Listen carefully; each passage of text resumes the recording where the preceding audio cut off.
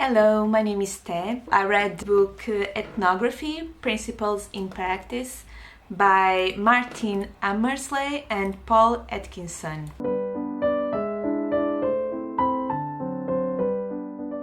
Second chapter. It's called Research Design, Problem Cases and Samples. It starts talking about Malinowski and foreshadow problems, basically problems you prepare before going to the fill. Basically it's saying you will never be fully prepared for the fill, but the more you are, the better. I think the point of the book is that ethnography is like life, and I agree with that. You are never truly prepared, but the more you are, the better. They also talk about some decisions you should do before going to the field, like you should think about how many people you are going to interview, how many case studies you are looking for, because the depth of the research for each person will be inversely proportional to the number of people you're going to interview. Access.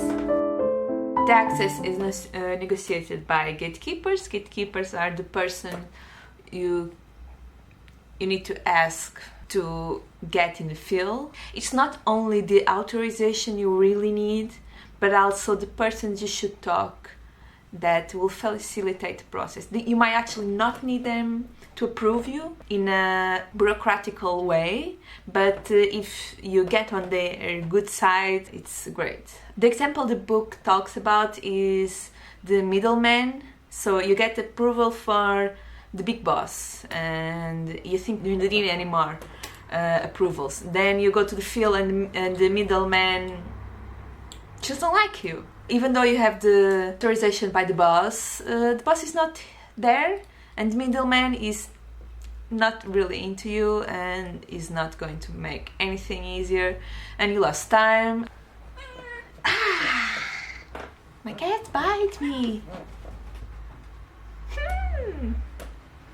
Once in the field, those gatekeepers, they might get in your way, or the contrary, they might like you, they might actually sponsor you and introduce you to different people, and that's great, even though there is also some risk in that. Imagine you find a gatekeeper that becomes your sponsor and then introduce you to all the people, but then there are some folks he doesn't talk to much, and you want to talk to that person, and the gatekeeper feels like, why them?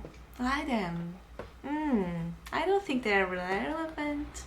And there is always a game of power.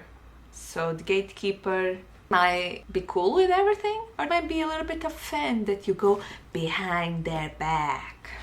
It's like with friends, once again. You might be friends with different people who don't like each other, and sometimes they get offended by that. Here in this chapter, the authors also talked about lying or not lying, deceive or not to deceive. The question. Ethically, you should not deceive.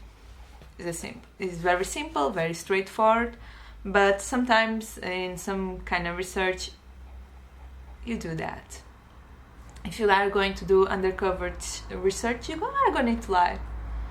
I'm not doing any undercover research, so I really don't need to lie about what I'm doing. But when you are a researcher, everything people tells you influences your work. Everything people tells you, it might go to your work. It might influence the way you think about the field, so it's very hard to define the limits on what is confidential, what is not, because sometimes people don't say it. Sometimes people, they know you are a researcher, but they don't say, oh, don't tell this.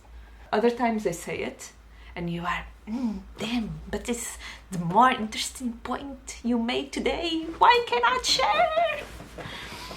Yeah, we have to be ethical. We will talk a little bit about this after, because they have a chapter devoted to ethical issues where they go back to this. You already know what is ethnography, you already know how to do some thinking about problems, you should think about problems, you know that you need to ask access and find people to give you access. And now we are in the fourth chapter, and we are going to talk about field relations.